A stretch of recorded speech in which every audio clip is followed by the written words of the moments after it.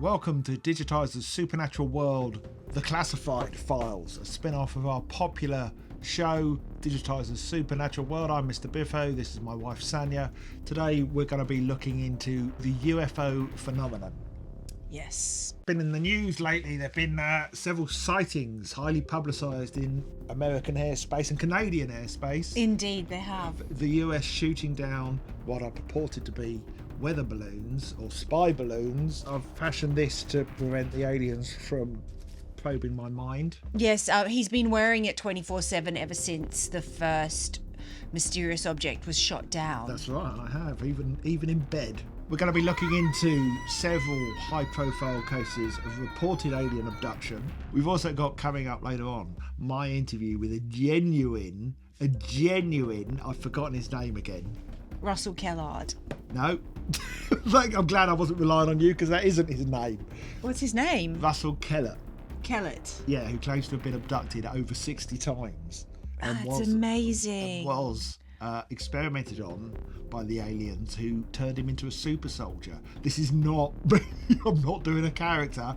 I'm actually going to be interviewing him later this episode. Right, Wow. So basically, here's the thing, right? Let's drop this nonsense. Right, okay. I'm keeping this on just in case. Gotta stay safe. Gotta stay safe. In the words of the X-Files, I want to believe, I genuinely want to believe that there are aliens visiting our planet. Mm-hmm. Do I believe there are? No. Do you? You probably do, don't you? You bloody do. I knew it. Don't let it remain a mystery. Yeah, I would love to think it was true because I love me sci-fi. I used to subscribe to the Unexplained magazine back in the day. Did you now? Yeah, big time. I used to. There you go, Mr. Skeptic actually subscribed to the Unexplained I used to buy magazine. 14 times. I've been on a monster hunt, lest we forget. That is true. I want to believe all this stuff. Well, maybe our interview with Russell Kellett, with Russell, will help Russ. you believe a little bit more. Maybe we'll see. That's what I'm hoping. By the end of this, that I'll have had enough evidence to conclude they're real. Well, I've got a bit of information for you. Did you know that 3.7 million people, approximately, according to one poll, believe to have been abducted by an alien? Well, isn't there a psychological phenomenon about it? And they think that PTSD may be one of the reasons for it. That could be one, although the studies that I was looking up, I wasn't looking up studies, the information I saw was that a lot of the people that did have the experiences were found to be pretty sane and of sound mind. They weren't suffering of any kind of psychological ailment that would make them perceive reality differently. But some people who are saying to have experienced alien abduction have actually been experiencing sleep paralysis. So, wait a minute. You think aliens have visited? I know you were non-committal, but come on, we know that's what you think.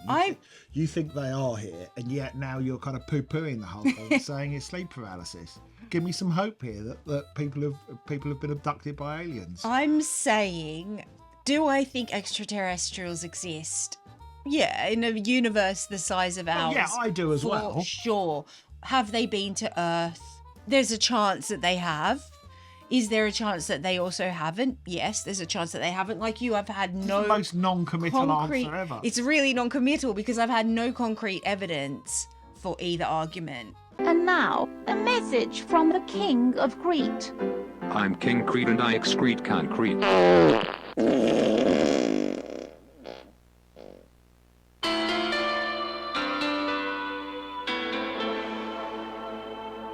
Here's the first story that I managed to find. English groom claims he was abducted from his bachelor party in Budapest by aliens.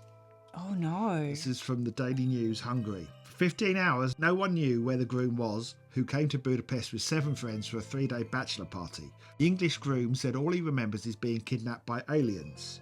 We're used to hearing about close encounters on trips to Europe, but this one was out of this world, Matthew Mayveer said. This is Matthew Mayveer who organises the parties. This bloke had gone walkabout, and to be fair, his mates were genuinely concerned.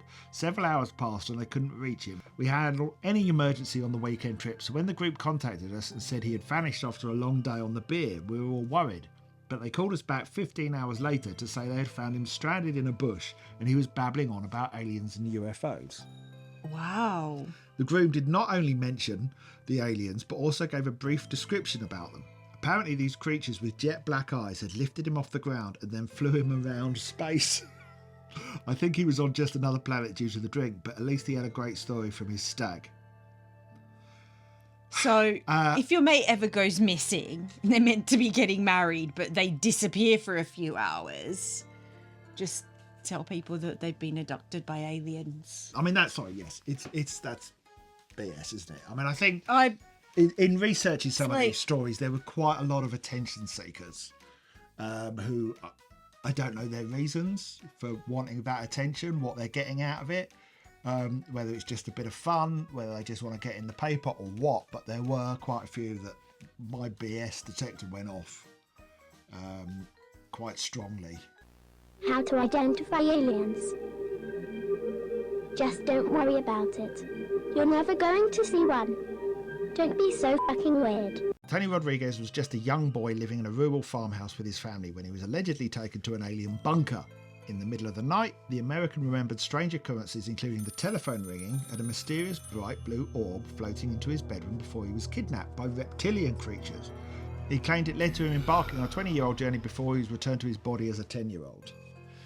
So Tony stated, when I woke up, I had a grey right over my bed standing in my face. I reached up and touched it, and it was alive. It was cold and wet. Before I could make a noise or it did something to me, I was paralysed. Then 3 or 4 other shorter reptilian-looking beings came from the foot of my bed and grabbed me out and carried me off into a flash of light.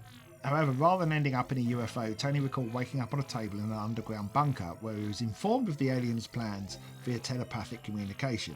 They said they wanted my help and they had to check my genetics to see if I was capable of their program. They're very, they were good. They explained it to him. They explained what was going on. It was painful. They took a biopsy. They took cells from the back of my head. Is that the best place to take the cells from? Anyway, Tony claimed that the aliens informed him they wanted to add 20 years to his life for him to complete some training. Tony consented to the procedure after being informed he would be able to wake up as if his 20-year journey had never happened. Tony recalled being sent on space missions to Mars and being traumatised with sleep deprivation experiments that would test the participants' capabilities.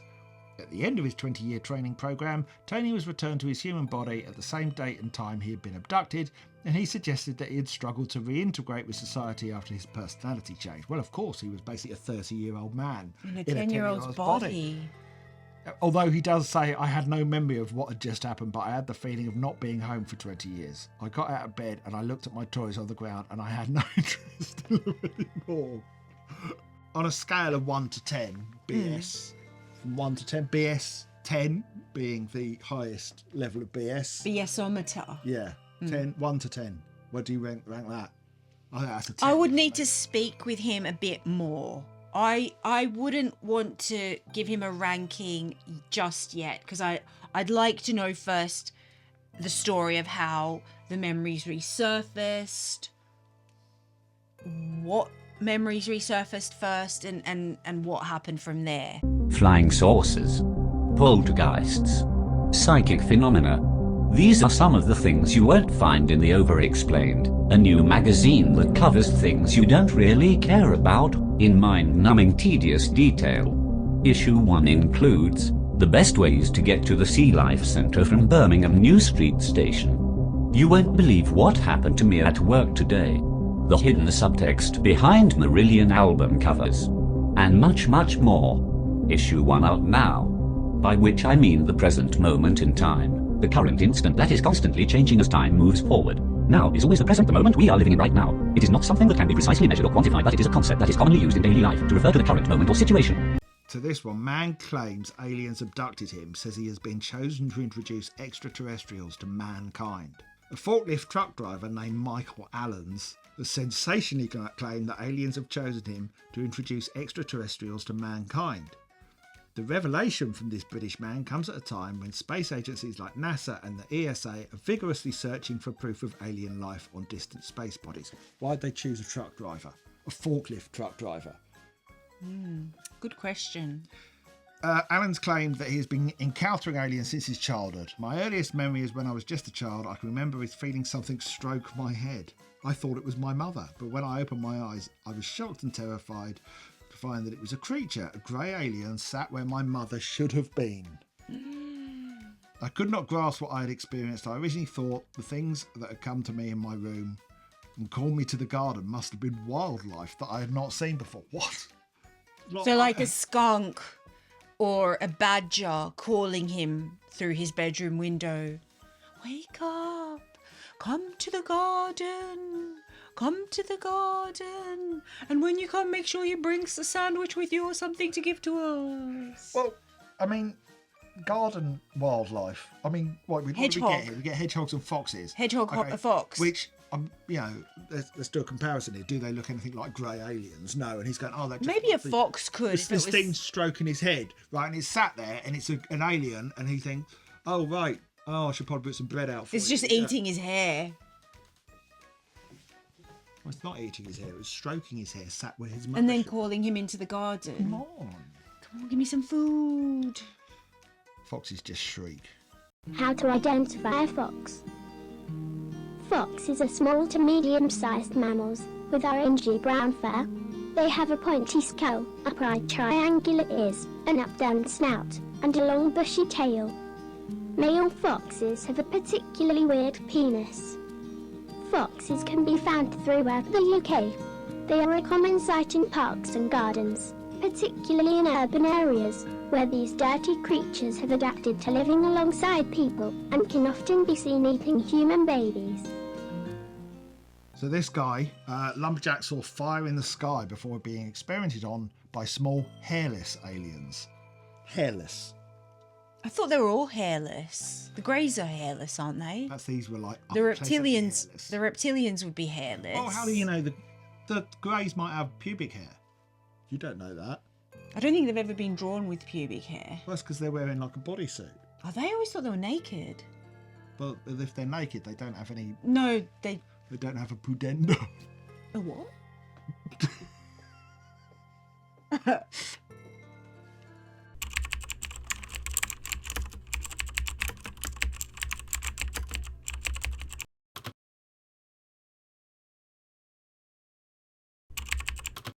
That's what a pudenda is. Wow.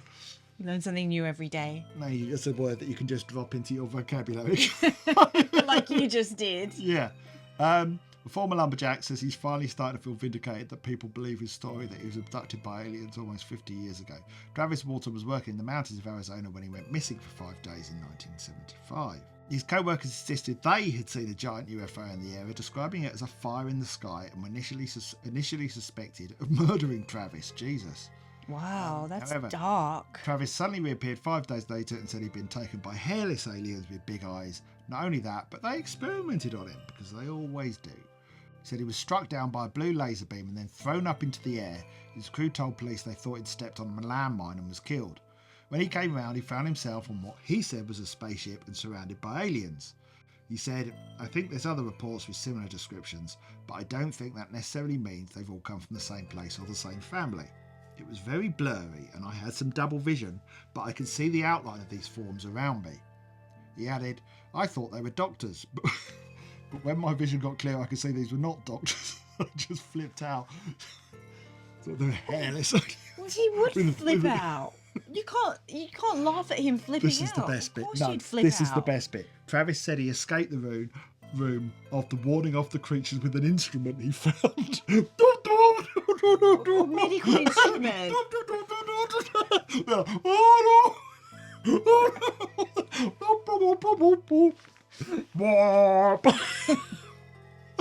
And he left through a narrow passageway. He ended up in another room but was rendered unconscious by a human being in what looked like a space helmet.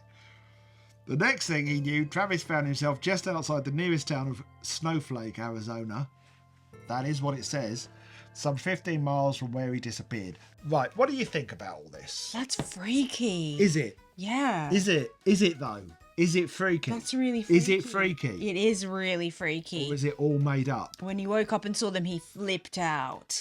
And blew a trumpet to scare them Blew a off. trumpet. Clarinet. Yeah. Like a bilk. I'm going to talk to someone right now. All right, I'm all right. Talk to someone who has met aliens, who has met aliens over 60 times, Okay. who claims. I'm ready to believe. If anyone's going to convince me, it's him.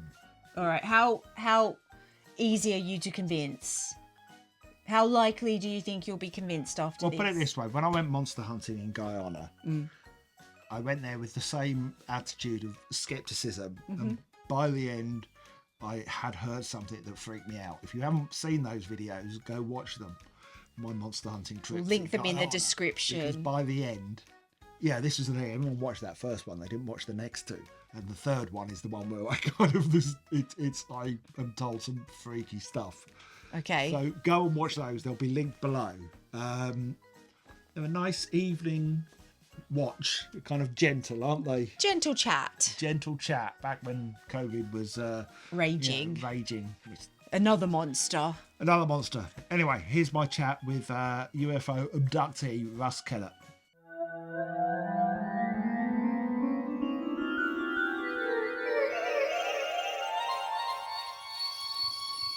What would you say you are if someone asked? At the moment, it's like abductee, super soldier, and author now. Yeah, because you've written a couple of books, haven't you? I think on the subject. That's right, Paul. Yeah, I wrote my first one, which is, come to think of it, is that one there. E.T. Rider, yeah. E.T. Rider, which is about me and about my life of, being abducted. And, yeah, I was looking for my other book, but I think I must have left that downstairs. So we recently, I suppose, went on a bit of a UFO hunt, and it was a complete waste of time and train wreck. And so I wanted to ask you, how do you investigate UFOs? Because you do that as well. You're sort of known as the UK's sort of foremost UFO investigator. Where do you start? Well, basically, it's one of these things where we'll go to the location where an object's being seen, and there's lots of things you can do. You take a map with you, get the person, the witness, to tell you what time they saw the object, show you where they saw it, and you can get one or two things sorted by doing this. Basically, marking down on your map north, south, east, west, sort of like so. When you've asked a question and you've asked them, where did the object first appear? Where did it go out of view? And some people will say, oh, it was in the north part of the sky and it moved and it travelled. And you can go, and there's a lot of things you can take with your map, compass. You can take your mobile phones. Have got night planner, night sky at night and what have you, and you can see exactly, if it's right what they said, where it was, where it disappeared to it, and what have you. So you can see if what they've said is what they've wrote down in the report form. Have you got like a database of files of all the different sites that you've investigated? Yeah, well, it's there. It's yeah, yeah. How big is it? How big is it? Filing cabinet.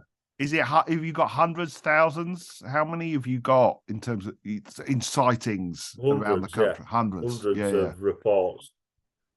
Is there a particular hotspot in the UK? Thousands. Thousands, right? Well, the thing is, hotspots change. Yeah. Sort of like you'll get something that was an hotspot one time, and then it'll move to another area and another area. Or sometimes there might be two areas at the same time, and sometimes these hotspots will, sort of like come back again, maybe several years later. We've also got this thing where they've worked out, it's called Jason. It's July, August, September, October, November. Right. That's a good You season see the to. most UFOs.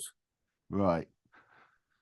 You know, sort of like the evidence for, you know, this Yeah, yeah. subject, UFOs, and sort of like maybe, you know, some alien crafts that are, you know, like penetrating our defense, both in the air and sea, because these things come out of the water as well. Oh, really? Out That of I the didn't sea, you know. know. Oh, that's a new one on me. I hadn't heard Oh, that. hell yeah. Yeah. Is that where they So, come from? Like they're not extraterrestrial. They're kind of they live under the water. Is that how that works? I mean, excuse my ignorance with that, well, but I hadn't the, heard the that thing before. is, you know, I did some research on the Berwyn Mountains, Yeah, and what was brought out into the open was the fact that the Berwyn Mountains didn't start off just by these things in the sky over the Berwyn Mountains in North Wales. Originally, there was in the Irish Sea, and there were depth charge in them, and there was an operation taking place, basically getting them, you know, sort of like dislodged and attacking them, and then firing on them when they come out of the sea. So right, the big question is there an underground base? right. Yeah. So Is there, that's your theory that there might be a base yeah, under there, right? yeah. Why do you think though that the government don't? Why do they deny? Why do they not? Are they looking into it more, or are they ignorant, or what is the deal there? No, What? no, they're not ignorant whatsoever. And the problem is, you know, and this is a big problem, because this goes back to, you know, sort of like Roswell, Yeah, and this goes back to the president Eisenhower. Now there was supposed to be a pact made with him, and what has come out is that they were supposed to have given sort of like an exchange of like technology and yeah, information for people, a number of people, a quota to be given of abductees to these aliens. right. Sinister. Well, yeah, yeah, absolutely. I mean, that's dark. It's very, very dark. Because what would you, I mean, from my experience, being abducted, being taken without consent, to be put into a military unit and made to fight for this alien race that takes us against other alien races that they're fighting. And the alien races that they're fighting have allies on this planet right. from different countries. Wow. Many different countries, many aliens, and this is the big problem. So obviously there is one hell of a war going on, and it's like something somebody said to me not so long ago, when I said we don't seem to have any media, Right. we don't seem to have any news anymore. It's the same old, but it's not, because there's not the things what we used to get locally about what's going on. Everything is more centralized. You know, sort of like even your local news now, you know, sort of like there's a little bit of local news, but the rest is more national news. So we're getting, you know, this you know, big thing here local, sort of like going down to a little bit, and then the rest about what's going on, you know, sort of like nationally. And that's because of the So aliens, is it? then we look at the national news and international news, and we're getting the same thing. I spoke on on a radio station about 3 years ago and told them about what were coming and that we're going to be involved in this world, like a world war, but it'll be like a world war that you've never seen. You know, the blue aliens are working with the Chinese. We was over on the borders, you know, Eastern Europe, and we were there for a reason. We went to nab somebody, basically abduct somebody, and that they'd be fighting in many countries around the world, and it'd be more like a civil war. You know, there'd be, you know, skirmishes and goings on in our countries and America, and you know, it was like a war going on as well, what we'd been drawn into, but yet the media wasn't showing you what's really going on. And I think the media, although we're getting a lot out about UFOs, I think somebody said that, you know, aliens had abducted his wife and did the sort of like turned her into a certain morning cereal. Right. So it's like silly stuff about UFOs as opposed to the true story. Yeah. Okay. Probably true, actually, but anyway. You never know. But you know what I'm saying? We're getting from, and even that now has started to get muddied. You were talking about the war that's sort of raging already. Like I said, we've got several different races of aliens that were involved in fighting. Right. The unit that I'm in, and you know, sort of like, and each one of those alien races have allies, and sometimes they might have allies in a country working in a government, and there might be 3 different lots of allies in that government. If we could take a step back for people that don't know your story, how did you come to fight in this war? How did you become part of this unit? Well, I was abducted. Right. By the alien race. So that you were first abducted at 16, is that right? That's right, yeah. So I was on my motorbike and I'd been out to see some friends, and I'd been at this place called the Flappy, an area that used to go trail biking and off-roading, you know. And I made my way home, and on my way home, I came across what I could only describe as like a big tunnel in the road. And wow, you know, sort of like the next thing, I'm sat in this chair, a bit like this, like a dentist chair sort of thing. And I'm looking around, it's darkened room, and I can see things moving and some are up at the top. And as I looked up, I'm looking about, you know, as high as I can possibly look. And there's these like figures, and their heads are like Nosferatu, you know, like the French, what do you call it, Dracula? Yeah. Like that. Oh wow.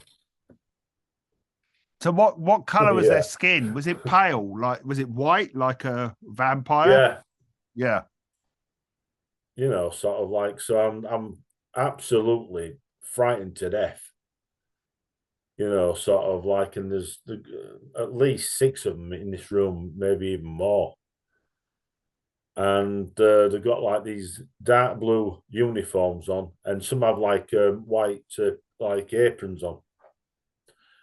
And I've had my head moved forward. I have this injection type of thing in back of my neck. And then I have this thing shoved down me in my mouth and down my throat, and this helmet put on. The next thing, I'm elevated in this chair. And when I'm elevated and in this massive room, but there's like an arena in front of us. I noticed that there's other people in the same situation as me, you know, like at the side, and then down below there's rows of us, and above. And the next thing, this helmet, this information comes along on this screen, and there's in this big arena, there's like this, like a big screen. It's like holographic. It's like holographic, and it's telling us all this information, which is like basic battle skills. And then the more I've been abducted, and it usually happens in the same way, and the same thing happens, but yet then the next thing, there's like battle skills, more advanced battle skills coming up in this visor, to the point where the next time I'm taken, they don't put the helmet on, and I'm suited and booted and lined up in this massive big hall, and like in barracks and what have you, and putting this uniform on with this helmet. We're told not to put not to hold the rifle, and not to put the actual ammunition in the actual rifle. The ammunition isn't the same as ours, like bullets. It's like a battery pack. It looks the same, like a magazine and the rounds that go in. And it works on what you would call sound. It's a sound weapon. Right. Yeah, and it implodes the aliens. Later on, we come to use something else underneath, which we just click a switch and it changes from sound to a laser cannon underneath. For instance, the sound weapon works on the alien race, which are these big dragon type, half human, half dragon type creatures, and that more or less implodes. You know, on impact, it makes this thing sort of like shrivel up and go inward, sort of thing. Where the laser cannon is for like if there's any artillery, you know, sort of like and any, you know, like tanks or anything like that. So was there anyone explaining to you what was going on at any point? When did you get like a briefing or anything like that from someone or one of the aliens? Oh hell yeah, that's what we're all about. Yeah. Right. You know, the briefing came in the shape of the basic battle skills, and you know, sort of like it tell you the enemies, the numbers, you know, the areas where they're from, and you know, sort of like their allies, and their, you know, sort of like numbers, and you know, sort of like all, and whereabouts, you know, we can find them, their bases. Although, you know, one of the times we were looking for a secret base that we couldn't find, because they sort of like, you hear this word cloaked. And in a way, it was something similar. I don't like using the word, but you know, it's like, but it was very similar to that type of situation, where it had been hidden for a long time, and they were trying to find it. And my unit and myself found it, you know, sort of like, and opened a can of worms and hell. You know, a big battle took place, you know, after we found it.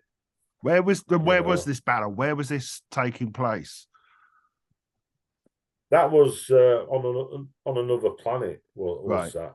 But we have been on Earth, and we've been in underground bases and undersea bases. One in particular, underground base, where we came across prisoners, and you know, sort of like, and what there was basically was somebody who had been abducted, Right. and you know, sort of like being made, they were working for this alien race. And in fact, the percentage of people out of the or 260,000 now. The percentage that are actually found from those people are something like 1,000 people. Right. That's a lot still Yeah. missing. So where have they gone? Where do you think Yeah, it the is. majority of those people are?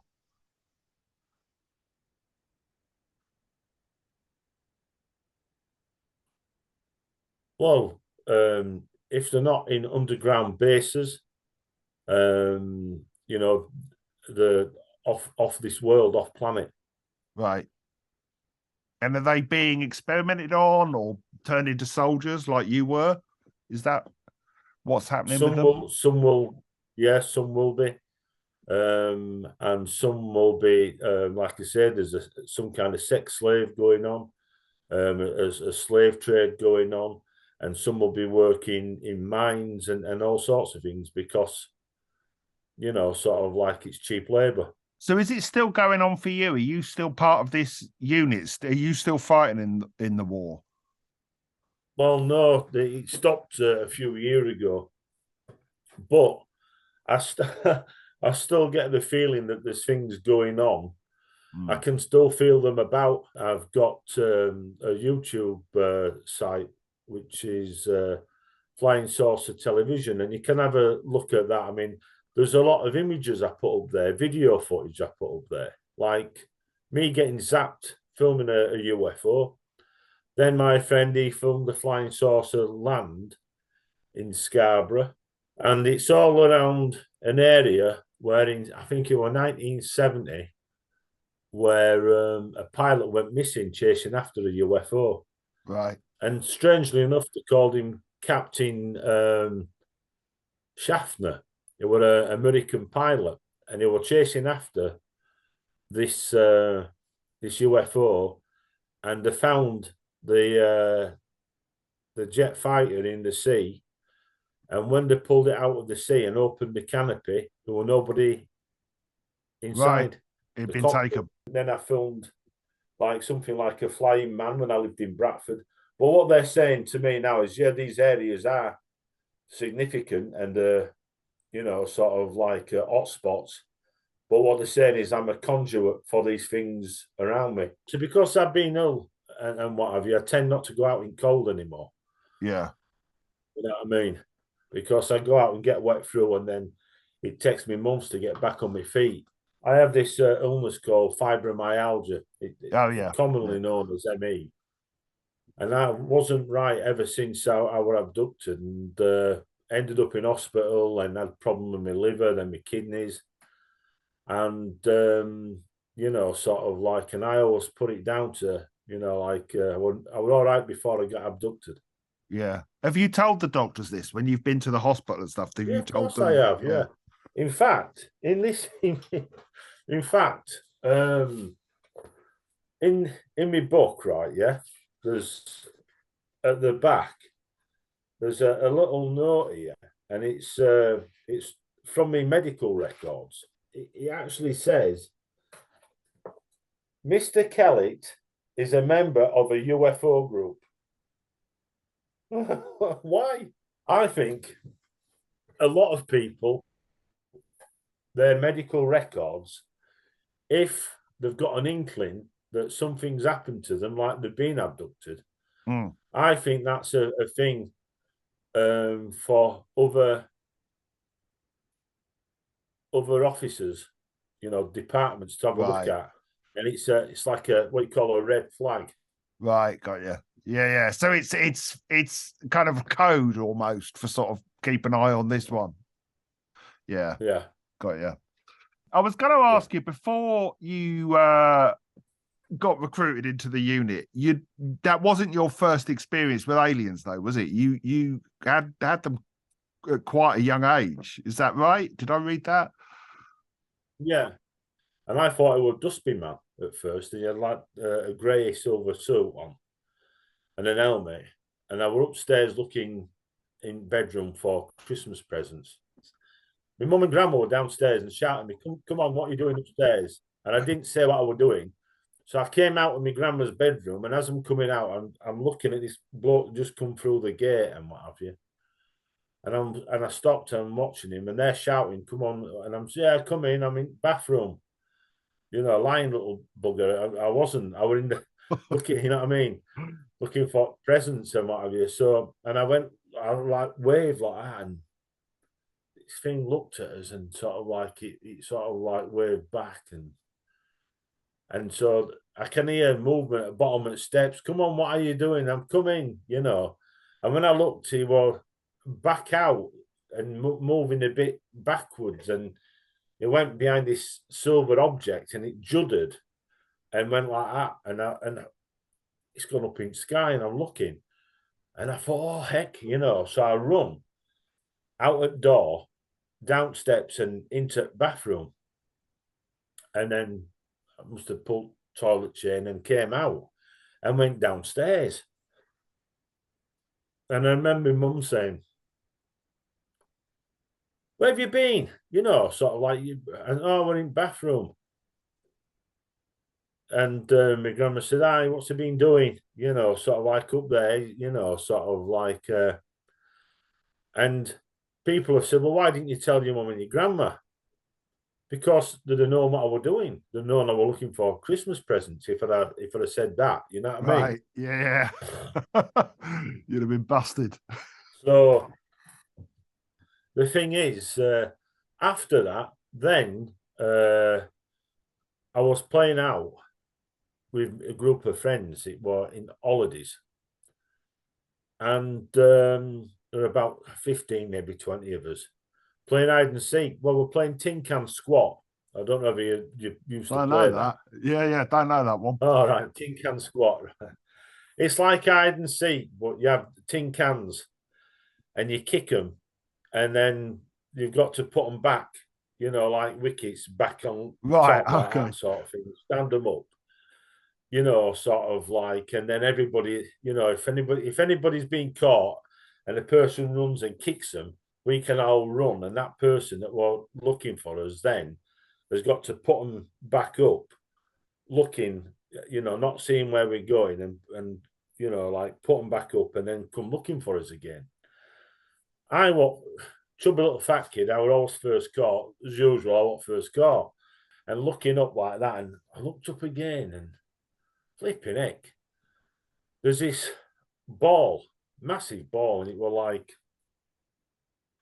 segments of an orange. It were like, I don't, whether it were white and we read it was one of these things that were like red, white, red, white, red, white. So whether it were that or, well, that's what it looked like. And it was from second house, I think, on that row, it was moving from left to right, going across this top row of houses. So I shouts out, "Look, a UFO, look." And there's no, I'm saying, "Look, a UFO." And one of my friends, "Shut up, you try to get us caught," you know. One of them must have looked and seen it, and he shouts, "Yeah, there is." And then heads start popping up from behind walls and, you know, from behind garages and gates and what have you, and running out to top of the street where, you know, where I was. And then they all run as it moved across and moved from left to right across the road and going, you know, on towards this place called Clubby. So I sort of like last one again, following it, waiting for cars to go past and what have you. And then I run across and everybody were coming back. And I said, "Where's it gone?" They said, "Oh, you just missed it. It went in a cloud, you know, that big bank of clouds, you know." Anyway, before I left Bradford 20 years ago, I started a UFO group, you see. Mm-hmm. And I was talking about this, about being abducted and about ending up in this circular room and, you know, sort of like with these balls of light and what have you at each side of us, you know, before we sort of like start traveling, Right. you know, like being teleported and what have you. And also it's part of time travel as well. You know, So you're and traveling in that's the other time thing. as well as space. It's Oh yeah, right. and we teleport, and that's very similar. Yeah, that's it. Okay. Right. Okay. So that's what and that's the process of sort of teleportation.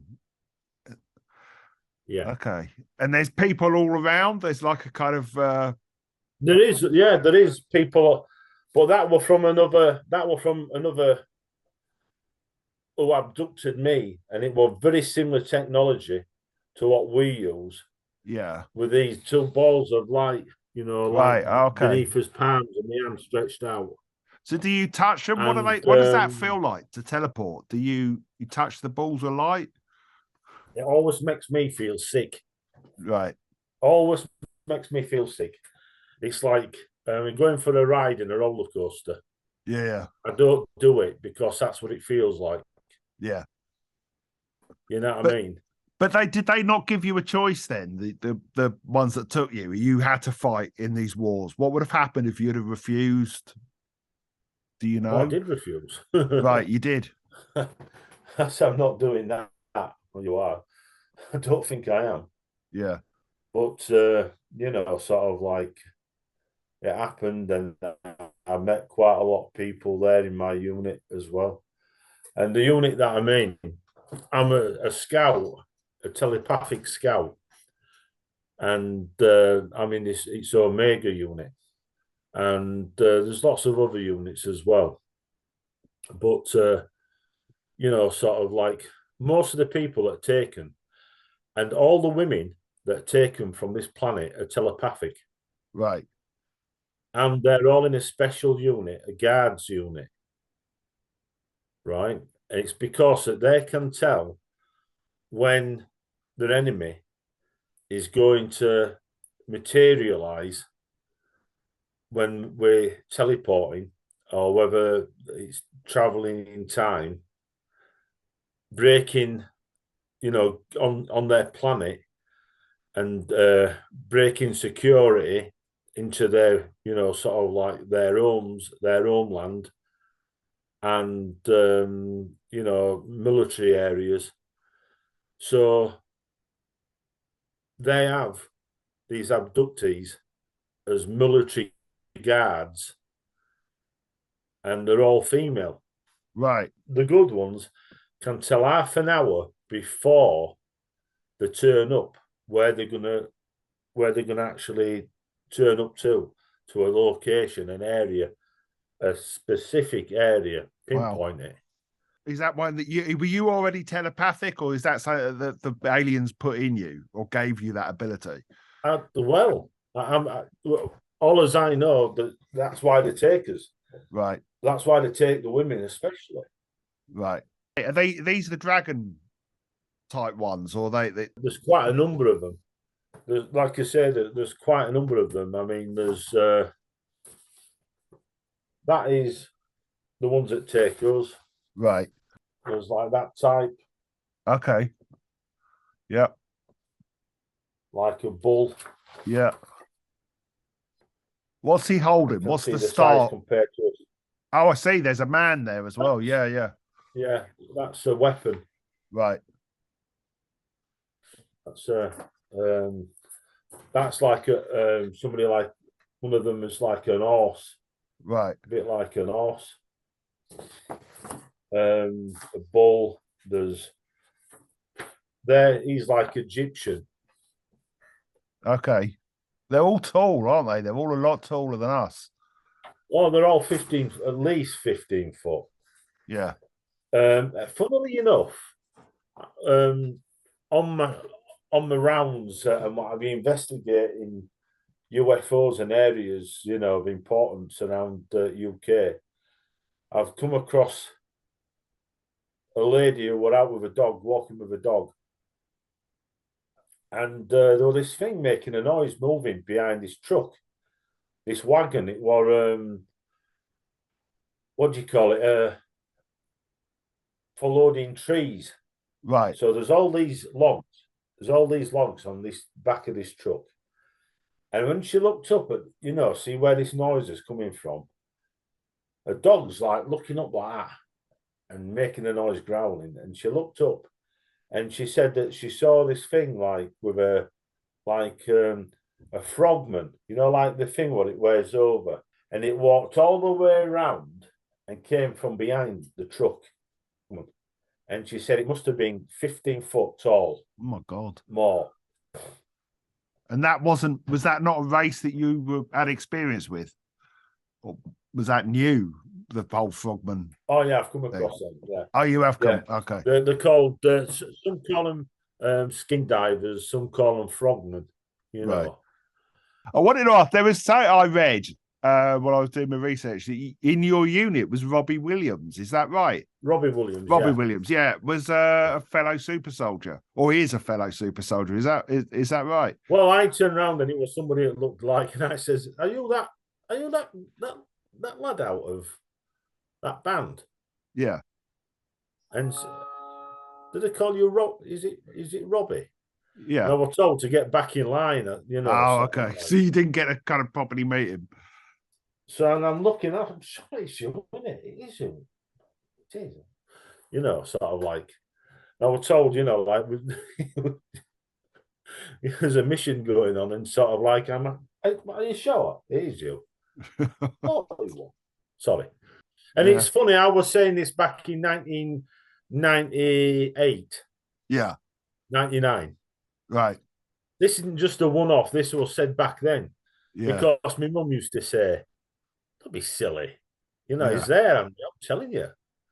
Well, You know, he could be abducted like anyone else can't he? So it's just because he's famous. Yeah, well, there's something I'm trying to get him to come on a talk show on my podcast, and I want to tell him something so he'll understand where I'm coming from. Mm. And it's to tell him something, not ask him something. I want to tell him something, and he'll know then whether I'm right, or if I'm bullying or not. Right. Say that only you and he would know. Oh, there's something. Yeah. There's something I know that only me and him knows. Well, we'll put the word out. If anyone out there can help Russ get in touch with Robbie Williams, we'll do what we can. So I suppose the last thing I kind of want to ask you is just what's your message to the world in terms of sort of what's coming, what we should be afraid of, or what we should prepare for, you know, and what these races are up to. Well, I've told you what they're up to. Yeah. There's nothing good. No. And when I'm telling people about this, I'm not bigging myself up. I don't go into the battles and what have you. I like to keep away from this sort of thing, because nobody should be abducted. Yeah. Nobody. You shouldn't be put into a unit and made to fight. No. You shouldn't be abducted, even to be shown the future or anything. Right, yeah? It's not for anybody to do that. Right, yeah? Man should go on. He shouldn't know the future. You know. He should get on. And that's it. Well, that was fascinating, wasn't it, Sanya? Absolutely fascinating. Unfortunately, we've recorded this before I've done the interview. So we haven't seen it yet. But I have to say, I'm convinced. Oh, good. He Yeah, convinced me. me too. Yeah. I don't know what he said. I haven't done the interview. I'm convinced, though. I haven't seen the interview yet either, but like, I'm ready to be convinced. I am convinced. Russ has convinced me. Thank you to Russ for doing that. Presumably he did do it. I mean, I don't know yet because I haven't done it. I mean, let's hope he doesn't. Oh, no. Let's hope. Always want to interview someone else. This whole episode is a big waste of time. If you enjoyed this, please subscribe. Please give it a like, give it a comment. Why not sign up to our Patreon, www.patreon.com/Mr Biffo. It's only £1 a month if you can afford it. Where you get videos early, you get some bonus stuff, and then if you pay £5 or more a month, you get even more stuff. What? It's the super sexy stuff. I even do sort of, we do video chats once a month with our patrons, don't we? Live streams, I guess, but they're not really streams because they're more interactive, aren't they? Yeah, we chat.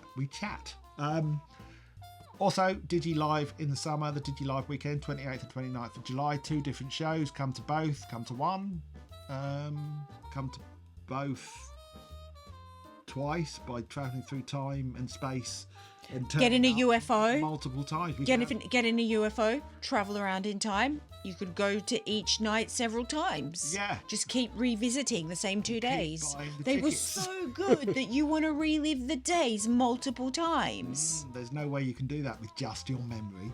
But you can if you're an interdimensional traveller. There's that interdimensional thing. I love interdimensional stuff. Cool. Right, that's it for this week. Thanks for watching. We'll see you again soon. Bye. Bye. Whoop, whoop. Whoop whoop.